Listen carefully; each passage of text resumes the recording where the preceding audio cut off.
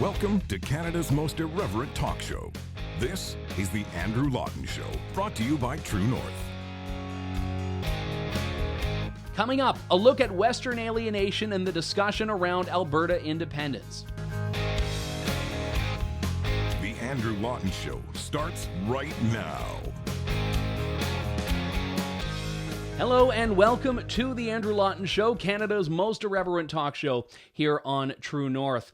We're doing things a bit differently this week on the program. We're doing a two-part series on one of the most important discussions facing Confederation in quite some time, and while certainly the media discussion of this has died down a bit with the coronavirus pandemic, the dialogue and discourse and discord about this at a grassroots level is still very much alive and well.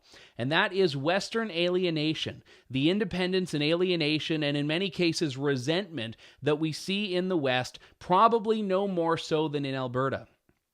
I've spoken about this in the past. I've done a number of interviews about it and, frankly, a lot of research about it on my own. And despite being an Easterner from Ontario, as many people from Alberta would certainly term me, I'm very aware and very receptive to these concerns. And I have been especially since the federal election in October when so many of these concerns boiled up. On the weekend, I was in Calgary at Freedom Talk, a conference put on twice a year by the Economic Education Association that explores Alberta's place in Canada, or more recently, potentially Alberta's place outside of Canada. I spoke at this conference in November and had the great honor of speaking again this past weekend as they discussed a lot of the lack of movement, even after Alberta's government had the Fair Deal panel, which was supposed to look at how Alberta can secure a fair deal with Ottawa. The standing assumption is that if there is no fair deal, there will be no Alberta in Confederation moving forward, which is why there was a lot of disappointment from Albertans, especially Albertan nationalists or Albertan sovereigntists, when the report came out and listed recommendations that a lot of people felt were fairly lackluster. So this is all the backdrop against which this show is set. And we're going to be talking about a lot of different themes, the political and the cultural, this episode and next, but exploring from many different angles the idea of Western independence and what comes next. I want to play a little bit for you of the speech that I gave to give you a sense of my perspective on this. Because after all, the whole point, the whole underpinning of this is that the West is tired of the East telling them how to live. So why should you listen to a guy from the East to talk about it? Well, as I say in the speech, I'm not here to tell you what Alberta should do. I'm here to tell you what the stakes are and why this is a national discussion instead of just an Alberta discussion. Here's the clip. In all honesty, I know that there are a lot of you who would wonder, what do I as an Easterner have to offer the discussion of Alberta independence? I want to just say right out of the gate, I am not here to tell the people of Alberta what their priorities should be, or to tell the people of Alberta how they should navigate this discussion, which I concede is an important one. I'm here to offer a bit of perspective on how that discussion fits into the national dialogue, and why even for Albertans that are wanting to chart a path of independence, why that national dialogue matters. Whether you like it or not, Alberta independence is a national issue. Alberta is a province in Confederation, Alberta is a province in Canada, and that means that the decisions that take place here for or against independence have very wide-ranging implications that affect the whole of Canada. As a small C conservative, I was talking about this over breakfast with some people. If you were to take Alberta out of Confederation, that would mean that there will never be a conservative elected in Canada again. Now, a lot of you would say, who cares?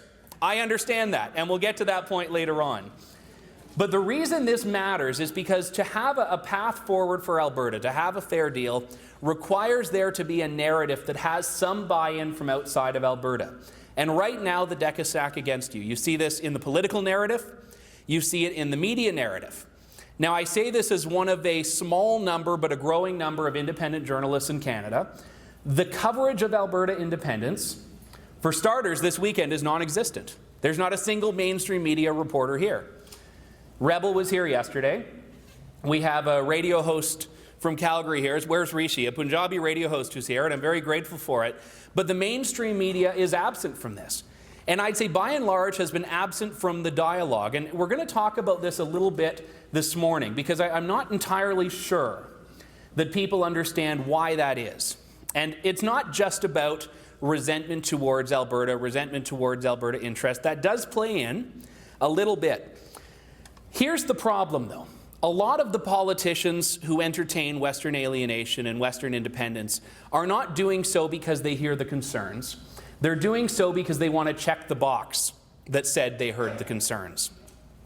A lot of people saw this after the election. I was in Regina, Saskatchewan, the night of the federal election at Andrew Scheer's, what they wanted to be a victory party. And obviously, it was not a happy evening. I think the only bit of good news that night was that Ralph Goodale had lost his seat. That was, I think, the one thing that people were enjoying. But the rest of it was not just we're sad that our team lost, but people saying, I have no idea what this means for the West. And I get that. Trudeau spoke that week about the importance of hearing the West, of having people in Alberta and Saskatchewan represented, even though there are no Western voices really in federal government right now, in cabinet. And as much as Chrystia Freeland tries to pretend she's an Albertan at heart, I don't think that matters any more than a line on a birth certificate, and I'm sure everyone in the room would agree. So there is no representation, not just in the federal government, but even many people would argue, and I've heard these concerns this weekend, at the provincial government. And the whole point of this is that there are a lot of politicians that want to say they hear the concerns, but aren't actually listening to them truly. Jason Kenney said after the federal election that Albertans feel betrayed. He talked about, quote, the frustration and alienation that was there. That was in October. In February, after the Tech Frontier, actually it was just before the Tech Frontier decision to withdraw was announced, Jason Kenney said that he's warning of Western alienation. How did we go in October from we know Western alienation is a big threat to in February, Western alienation might become a bit of a problem? He warned that it would reach a boiling point, to which I would say bring it on, because it's only at the boiling point that things start to happen. And there are a lot of politicians that talk about Western alienation in abstract terms, that talk about independence in abstract terms. And I mean no disrespect to the people that have put in a lot of the legwork on this. But when you talk about all of these issues, it's important that you understand that checking off the box, producing the report, does nothing if there is no follow-up.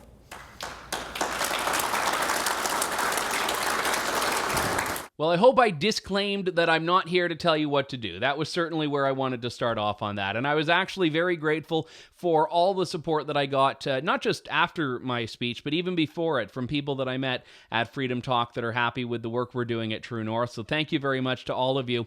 But as I said, I wanted to talk about the political and the cultural aspects of this. And in particular, this episode, I want to talk about the political stakes. And I was able to sit down with Drew Barnes, who's an MLA for Cypress Medicine Hat, and one of the MLAs who's a United Conservative Party representative who was actually on the Fair Deal panel. Except unlike many of the people on the panel, in fact, unlike every other person on the panel, Drew Barnes was not satisfied with the report that ended up being published. He was the lone dissenter to this, saying that this is not going far enough to give Albertans what they want. And when this came up, he had said unequivocally to Jason Kenney, his own party's leader, that he is an Alberta patriot. He doesn't support unconditional federalism, which seems to be what the Jason Kenney and Confederation narrative has been pushed towards, the keep Alberta in at all costs narrative. So Drew Barnes says unrepentantly, look, we need to look out for Alberta, we need to look out for Albertans, and we need to look out for Alberta's interests. And he's still in the UCP, but he's very much pushing for a representation of the interests of the great many people he says are still wanting out, or at the very least wanting a better deal. Here's my interview with Drew Barnes. Sitting down with Cypress Medicine Hat MLA Drew Barnes, also on the Fair Deal panel, but more importantly, the lone dissenting voice to the report put forward by that panel. Drew, it's good to talk to you again. Thank you very much to be here, and nice to see you. So when we spoke last time, we were just getting started on this, and I think there was a lot of optimism, there was a lot of hope, certainly some uncertainty from people, and when you look at what that process became and what we ended up with on the report, why was it so important for you to be the voice on a committee that I think everyone was probably expecting to be unanimously behind it, to say no? Mm-hmm.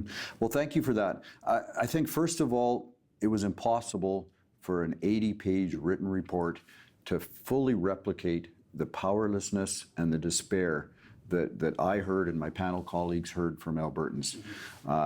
Tens and tens, hundreds of people that went to the mic and with tears, with powerlessness, with distress that they couldn't find work they were looking for, their children couldn't, their friends couldn't, their communities couldn't, and it had gone on for a long time. Feelings of frustration that it's been 20 years since the original firewall letter was put out there for Alberta to be more autonomous and more in control of our future, and little or almost nothing had happened. So the Fair Deal Panel report has a lot of good stuff in there, but it didn't go far enough. It didn't implement the timelines and the deadlines that a lot of Albertans were telling me we needed to hear. And maybe especially, Andrew, it didn't have the hammer. It didn't have the consequences for Ottawa. If Ottawa once again, and our Canadian partners once again, ignores the powerlessness, the frustration, the desire to take risks, create jobs, and share our wealth that exists in Alberta, if they ignore that again, there has to be consequences. And hundreds of Albertans told me that consequence has to be a referendum on independence. I know you certainly went into it listening to what people were saying, and you've told me and you've told the audience here at Freedom Talk about what some of those concerns were. Do you think that in many ways the report was already written before the process started? I don't think so, but we've been down this road before. Again, the famous firewall letter, which Stephen Harper was part of, Tom Flanagan, Andy Crooks, Ken Busenkall, there was many of them. In this January, it's 20 years where they talked about Alberta being part of Canada, but more autonomous. None of that has happened. Ralph Klein, I think in his last 6 months, struck an MLA committee to do the Fair Deal Panel. They went around the province and did a similar thing to what we did, and their conclusion was, don't do any of this. It all costs a bit of money. They totally didn't consider what many Albertans told me they wanted to consider, and that's the leverage that Alberta can gain by reminding our Canadian partners, by reminding Ottawa of the 20 to 40 billion annually that we contribute to Confederation, the culture, the quality of life we had to Confederation for all of Canada. So I think it was impossible to take some of that past history and not reflect it somewhat. But it's a different time now. 25% of the people that went to the mics, and we had 20 to 30 of these town halls, 25% of the people that went to the mics clearly said, Canada's broken, they won't let us move resources, they won't let us free trade, they won't let us live the full potential of life we want. Canada's over, let's just get out. Yeah.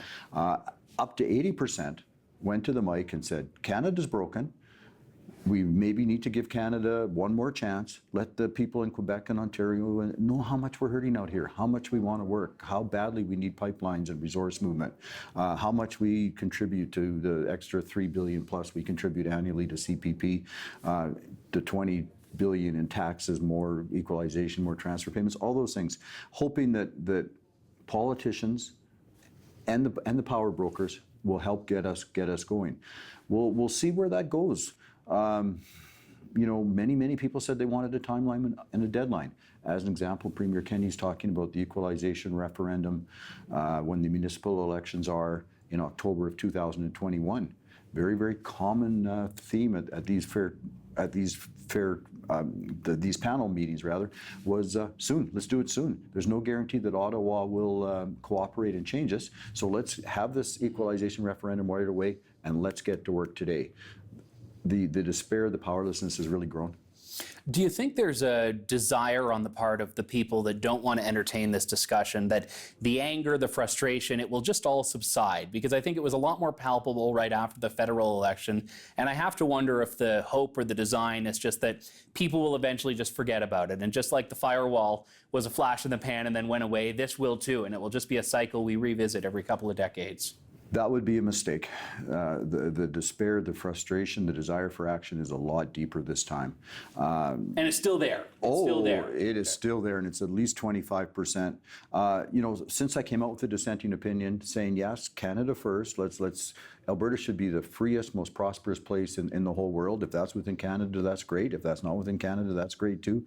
I've gone to public meetings where I've been signaled out, where people have said to me, thank you for saying what we're all thinking. And I'm grateful for that. So those in charge, those in Ottawa, we have a federal government, and it's more than just Justin Trudeau, although that's a train wreck, of course. We have a federal government that is trying to destroy our competitive advantage, trying to destroy what we built with providing environmentally safe oil and gas to the whole world and to all for the benefit of all Canadians. And to me, that's just a situation that will not last.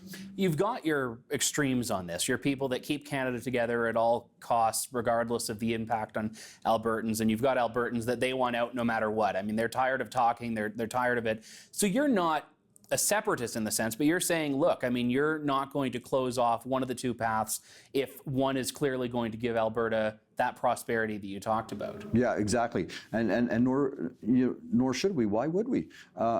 Unqualified loyalty to Canada makes no sense.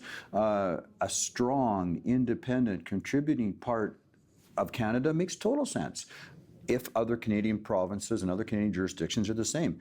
If Alberta can lead the way in the framework for more autonomy for all provinces, more wealth creation, so all of Canada can be richer and freer, why, that would be good for Canada. If Alberta cannot do that, we have to look at all of our options, including an independence referendum. You're right, there was about 20% of Albertans that went to the mic and said, under no conditions should we even look at separating. We should just take what Canada gives us. Some of them would add, and by the way, we should have a sales tax. Does that mean they're huge fans of bigger government? Who knows? But Andrew, I'm so glad that like you're here and you're spreading the word for freedom and for communities. And I'm so glad that Albertans want to really have this discussion, and this time have it with timelines and deadlines. We're not just an angry mob that can be placated by this just going away if a Conservative gets elected or if we get one pipeline. We want the opportunity to be the freest, most prosperous place in the world. Does patriotism not come with a commitment to fix your country when it's broken, though, rather than abandoning it? Well, nobody's saying we're abandoning it. Well, so, I'd say the separatists are. Yeah, people that are unbridled, let's get out of it. Yeah. I think a lot of that, though, is a fixed call. But maybe that fix, if our values are so different that we cannot enhance our competitive advantage of environmentally sound carbon, if we can't live the free type of life we want, we have to look at all the options. And I think we were born as free people. We owe it to ourselves. We owe it to our friends and our families and our communities to push.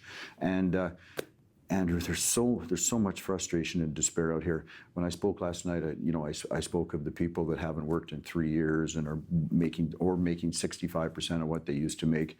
My constituents I've talked to that have put hundreds of thousands back into their business, sometimes from their RSPs, because they don't want to hurt their employees and their friends, and they want to keep things going.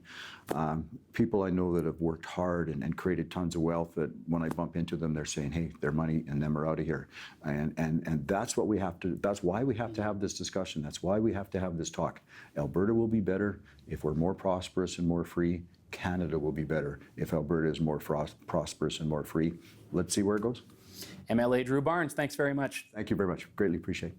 Now, of course, Drew Barnes' response to this report did not earn him a lot of love from many parts of the province and the country. The NDP was calling for him to be thrown out of caucus. Certainly, there was some discontent among the UCP ranks as well for going after this panel. But ultimately, it was representing people that feel that their voices were not being heard when Jason Kenney said that independence would not only be bad for Alberta, but was an empty threat, as though a lot of the people who feel such anger are not at all going to do anything about it, which is basically a politician's way of saying, you know what, you're not really our concern right now. Now, that being said, it's not to say that there's anything wrong with wanting to keep the country together. Listen, I'm a Canadian patriot. I love this country. I don't want a province that I have a great deal of love and admiration for to get out. But I also don't want them to be continually shafted, which is where we got to the problems that we have now. Now, all of the Conservative leadership candidates were invited to the conference. Now, many of them aren't traveling because of pandemic restrictions, but only one did show up, and that was Derek Sloan. Now, I spoke to Derek Sloan on this very show a few months ago. He was there speaking about his vision for the Conservative Party and for Canada, but he also gave his pitch for why he thinks that Alberta is actually the embodiment of the very best traits of Canada, and as such, should be remaining in Confederation. This is a small clip from Derek Sloan's speech. I do believe, though, that it was not by accident that Canada became a nation and escaped being subsumed into America during its expansionist age. And I believe that the sentiment which comes from Psalm 72:8, he shall have dominion also from sea to sea and from the river to the ends of the earth, applies to Canada. I believe we have a global mission to share our values of freedom, of peace, order, and good government. And while I respect and encourage the rights of provinces and peoples to promote and fight strenuously for fair treatment and their own rights, I believe that Canada is better together. And I understand that there's others that disagree, and that's fine.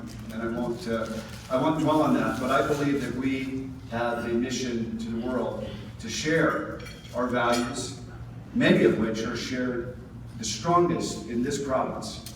And I believe that Canada is better off with Alberta part of it. That was Conservative leadership candidate Derek Sloan, who, just to give you a little bit of a pitch, will be participating in the Independent Press Gallery leadership debate next week that I'll be moderating, and True North will be streaming that, as well as the Independent Press Gallery itself. But the whole point of this is that there are a lot of people now within the established parties that the people the loudest about Alberta independence feel are not hearing them, which is why the UCP, which you may remember was a merger of the Wildrose and PC Party of Alberta, has basically had a lot of people saying that they don't think it's the vessel to secure that good deal for Alberta. Now, there have been a number of parties that have come up in the wake of this all, and one of them is Wexit Alberta, which merged a couple of weeks ago with the Freedom Conservative Party of Alberta, which was the party founded by former Wildrose MLA Derek Fildebrandt. And there's also the Wildrose Independence Party, which is a new political party that has been now the product of this merger of Wexit Alberta and the Freedom Conservative Party. And the interim leader of this new party, of the Wildrose Independence Party, is actually Paul Hinman, who is the former leader of the Wildrose Alliance. So I should draw you a diagram on this, but the whole point is that Paul Hinman has been within the established party system. He's been a party leader, he's been an MLA, and he's looking at the landscape right now and saying that Alberta's best interests are not being represented by the status quo.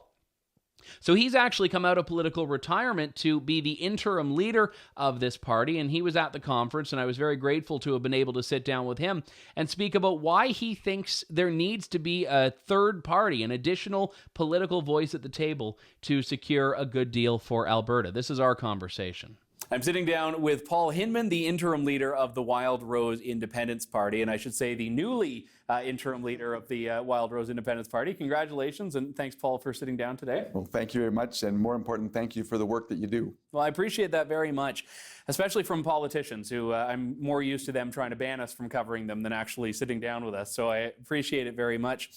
Let's talk about where the Wildrose Independence Party fits into the discussions about Western independence right now, because we've seen a whole bunch of different voices pop up, and in the last few weeks we of course had the merger between Wexit Alberta and the Freedom Conservative Party, thus becoming your party. Where do you see your party's role as really being in this dialogue? I think the biggest problem right now, people that are looking to the future, and government has such a major impact on our quality of life, what we're allowed to do, what we can't do, and the intrusion of government is just, it's running rampant. And COVID-19 is a perfect example of this, how we have all of a sudden these computer modelings and these cataclysmic activities going on, that, you know, it's the end of the world and we got to shut everything down, and no cost benefit analysis, no cost benefit even on the lives, other than that, oh, this one isolated incident expelled everything else from the table, and we don't get to look at it, when in fact, you know, well, how many people died last year from the flu, how many this, and government seems to be focusing in more and more on controlling our lives, and people are frustrated and saying, you know, we don't need all of this. You know, we're thinking individuals, we're rational, and we know that there's a flu out there. People can self-isolate at home. Seniors, you know, there's steps that we can take. And again, this idea of central government knowing what's best for everything. When I loved your analogy here that, you know, when I say that I'm from London and the 905, they think I'm from Britain. Yes. I mean, and that's the problem of centralization. They really think that, that, wow, I'm the center of the universe and you're from Pluto, and by the way, we don't even know if you're a planet.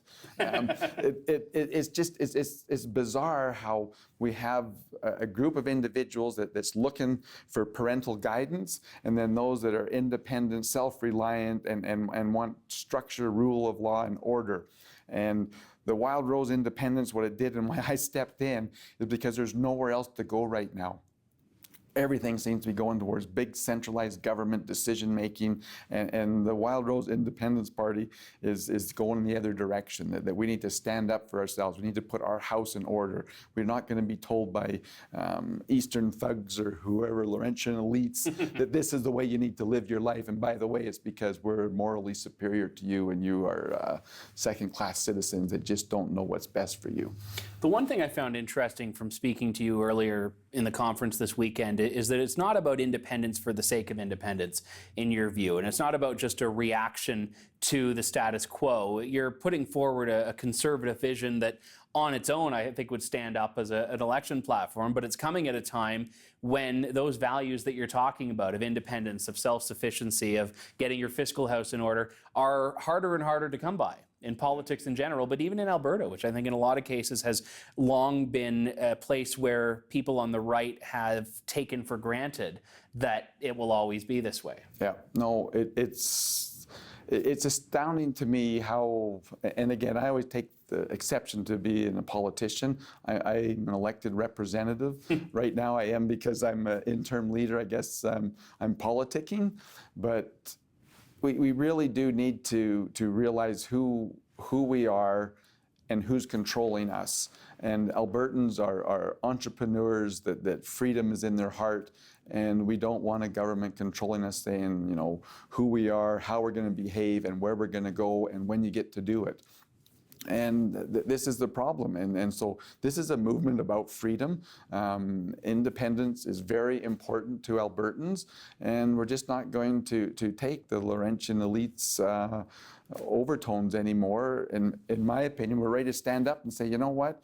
Hey, Mom, hey, Dad, we've been out on our own for 20 years. We have our house paid off. We have all these things. And you can't keep coming in and intruding in our lives and telling us that, you can't do that. We're stepping outside the circle, and we're going to do what we need to do to keep our house in order and to provide a future for our children and grandchildren. Because right now, I do not see my grandchildren even coming close to the opportunities that I have. It's scary when you actually look out 5 or 10 years and the way things are escalating 1 or 2 years.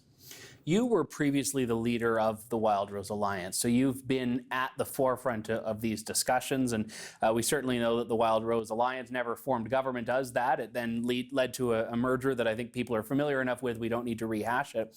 But I guess when you look back at the last decade, because you were elected in 2009, correct? That was the last time, yes. Yeah, so when you were elected the last time in 2009, what do you think has fundamentally changed in Alberta? I mean, certainly the federal government change has made people a lot more frustrated and a lot less optimistic.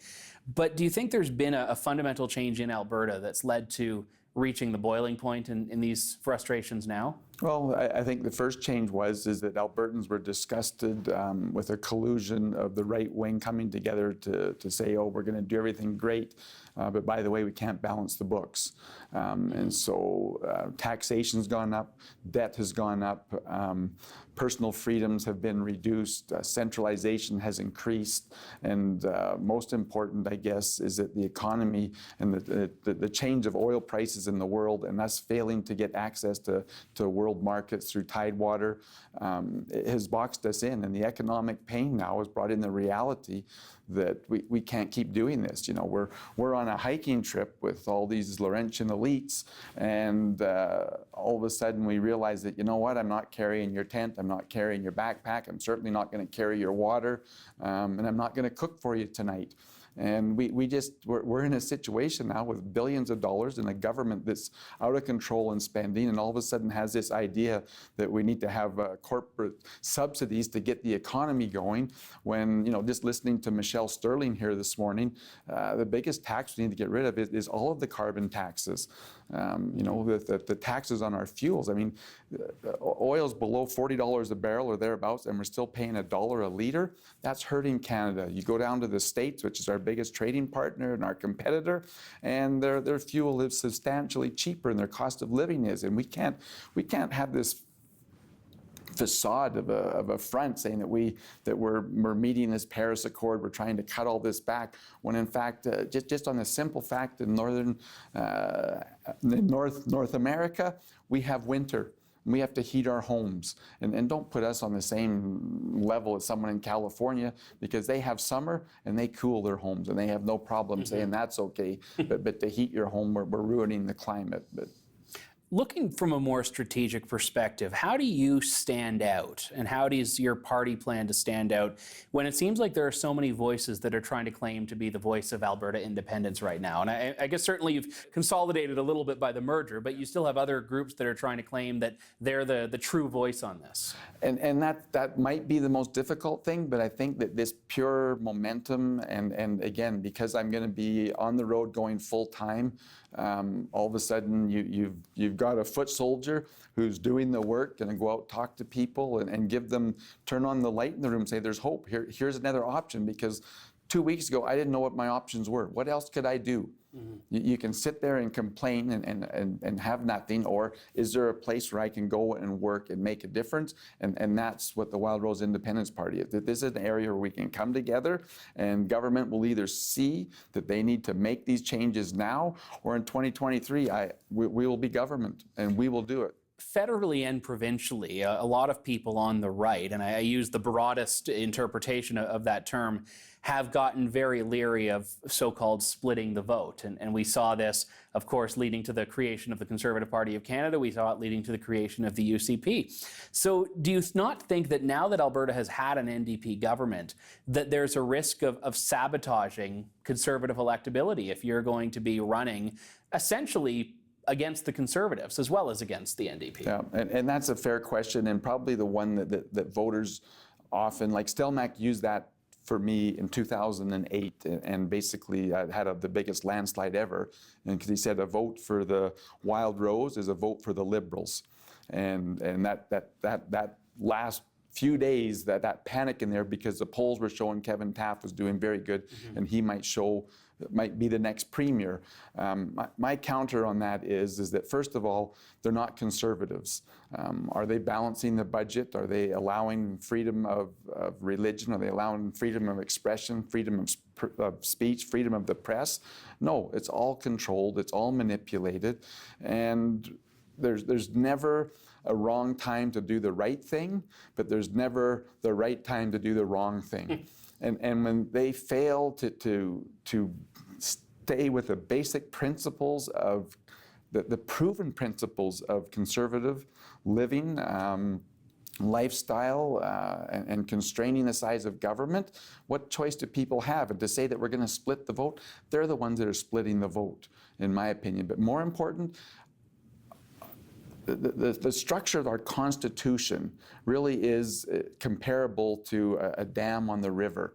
And there's a lot of power that's backed up when you do that. When you put all that power inside government and you have no pipelines or nothing to direct it, but they can use it to buy votes from other regions and redirect and buy here from buy there, and we're not on an equal front, we really run into the problem of vote buying and socialism that, as a citizen, we need to realize and reject our votes being bought, just like we reject them giving us opioid or a drug. It's a drug and it's addicting, and we shouldn't do it. But the counter to that is accountability. And everyone that I've ever talked to says, oh, we can't have recall because we can't do what we want to do if we get in power. And I argue just endlessly that recall is that vaccine against socialism that if, for example, we even go back in Alberta history when Rachel Prentice got voted out, and so, Rachel was declared the winner because people said no to Prentice in there. And had we had recall, and I brought recall legislation in 2010, which the PCs just laughed at and voted down again. Why do we need that? Well, because we can't trust you. We would have easily, I believe, been able to have recalled 10, 15 of our MLAs and stopped it from majority government. And so if in fact, it goes back to the same theory of it's too big to die. I mean, look at our banks, look at the auto industry. When you say something's too big to die, it's too big. You need to control it. And this is the problem in politics, is that government is too big, and both entities want to get in there and they're out of control. We need recall. We need accountability where we can actually go out. And human nature is such that we don't try to do something we know that we can't do. There are a few people, and I give them my hats off, that go sign petitions, they go to rallies, but does that do anything? Have you ever seen a rally that's changed things for the good? Nope. Mobocracy, I mean, we can fall apart and have anarchy and deterioration, but you don't see mobocracy coming in and something great coming out of it. There's destruction, there's pillage, there's even murder that occurs on those situations. And so we need accountability in elected people, and to me, that vaccination is recall. And when you're upset, you say, you know what, he's not doing, she's not doing what they promised, or they're doing things like the carbon tax, you go out and you recall them and you stop them in your tracks. And so government needs to be controlled. The only way it can, in my opinion, is recall. And that actually, when you say we're going to split the vote, well, if the majority of Albertans want more taxes, if they want more things, then we should be doing that. But we need to have accountability and to be able to stop people, and then people will engage, I believe, and you'll see a more democratic, peaceful, and civil society. You know, when Maxime Bernier failed to win his seat and the People's Party didn't win any seats in the last federal election, he had said that, look, I mean, it took the Green Party 30 years to do something, and the media has always established them as, this real force. Yes. When you look at your party and the flashpoint that we're at right now in Alberta and in Canada, do you think that you will be playing a long game, or do you think that there's enough of a palpable frustration now that you could make an impact on this electorally and or culturally right out of the gate? Well, first of all, I'm going to say 2023 seems like a long ways away. So when you're talking now, 30 years, it always comes fast. Yeah. It really does. But there's people that want out yesterday. Mm-hmm. And so, like I say, for a lot of people, 2023 is too far away. but really, that's the next day of decision. But so it's a 2.5-year hike. We're going to go out there. We're going to build the party. We're going to build something for Albertans to have a hope in, and we're going to be accountable to them. We will have recall, and if we put in the Wildrose Independence Party and they're not happy, they're going to be able to go back and say, you know what, I regret buying that, and give me my money. And that won't be just a 10-day return policy. It'll be the 4-year term. And no, I don't. It's not going to be 20 or 30 years. Like when we look back to 2000, which is actually when I worked very hard to establish the Alberta First Party, which now has come full circle through about 4 or 5 different entities. Yes. And here I am. I find that very, I don't know, amazing that the Alberta First Party is actually the first registered party that all these registered parties have come through, and it's time to put Alberta first. And back then in 2000, when I kind of first really jumped into politics, I guess in a hard way, it was about leading by example. We'll first fix our healthcare, we'll fix our education, we'll fix the size of government, and we'll lead, and the rest of Canada will see, wow, that's the way to do it. And so now it's time to lead by example. We'll do Alberta, we'll first fix our home, and then the rest of Canada can look. But the fact of the matter is that we're going to fix our house, we're going to put it in order when it comes to the economy, when it comes to healthcare and education. We're going to fix all of those things. And if Canada doesn't want us and want us as equal partners, we'll be gone. Paul Hinman, leader of the Wildrose Independence Party, thank you so much for the work you're doing and for coming today. Well, thanks very much for being here, Andrew, and keep up your good work. Thank you. Now, whether or not Drew Barnes or Paul Hinman or Derek Sloan, for that matter, are speaking for the majority of Albertans doesn't matter. The whole point here is that they're speaking for a contingent, at least Drew Barnes and Paul Hinman are, that needs to be heard, because if it isn't, there are going to be bigger problems for the cultural fabric, not just in Alberta, but also across the country. And to say that if you are a small c conservative especially, to say that Alberta could leave the country is disastrous for conservatives. But the problem is, if you make that pitch to an Albertan, they'll say, well, that's not our problem. In fact, that's the climate that we want to exit. So whether there is a huge contingent that wants separation or not, Drew Barnes said it's probably about 20% of the people that he was hearing from at the Fair Deal panel meetings. 1/5 is not a group you want to discount. That's sizable enough that it can't and shouldn't be ignored, especially about something so essential, which is, hey, are we getting a fair deal? And that's the common refrain: fair deal, fair deal, fair deal. And listen, I know that I've spoken at this conference in the past, and when I did, people said, oh, that's the Alberta Separatist group. Well, it's not actually about that. It's about people that want the best for their province and are growing warier and warier of whether that can happen under the status quo. If it can, I think there are a ton of people that want to be proven wrong. We've talked about the political side of this. In the next episode, I'm going to speak about the cultural aspects of this. And we're coming up on the 20th anniversary of the infamous firewall letter that really encapsulated Western alienation so well. We'll talk to Tom Flanagan and also former Member of Parliament Rob Anders, as well as Danny Hozak, the chairman of the organization that has brought this event to the forefront and has had a dialogue there where no mainstream media seems to want to have one. That'll be all on the second part of this Western Alienation special here on The Andrew Lawton Show. My thanks to all of you for tuning in and all those who sat down with me and were so hospitable when I was out in Calgary for a couple of days putting this together. We'll talk to you in a couple of days. Thank you, God bless, and good day. Thanks for listening to The Andrew Lawton Show. Support the program by donating to True North at www.tnc.news.